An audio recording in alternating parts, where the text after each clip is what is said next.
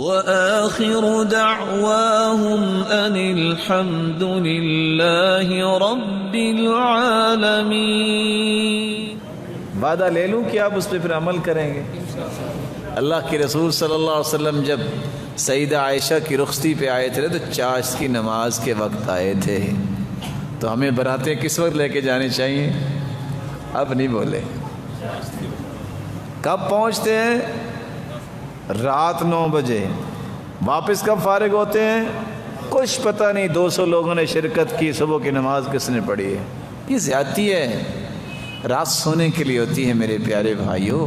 اللہ آپ کو بہت عزت دے، اور اگر دن کو بھی کو آتا ہے تو اٹھتے ہی 11 بجے، پھر چلتے چلتے چلتے جہاں پہنچنا ہے نہ زور کا پتہ ہے نہ عصر کا پہنچے، اور باقی رہ جاتا ہے پون گھنٹہ۔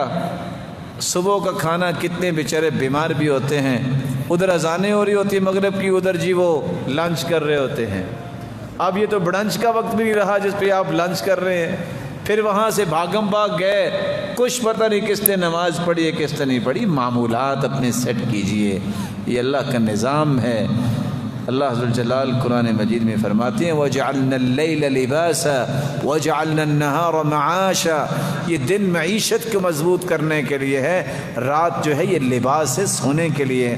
آپ دن کو 3 گھنٹے بھی سو جائیں تو آپ کی نیند کی وہ کمی پوری نہیں ہوتی جتنی رات 1 گھنٹہ سونے سے پوری ہو سکتی۔ تو کون کون ساتھی ہیں جن کی ابھی شادی نہیں ہوئی؟ ہاتھ کھڑا کریں۔ آپ تو کم از کم چاش کے وقت لے کے جا سکتے نا، جو گزر گئے وہ تو گزر گئے بیچارے۔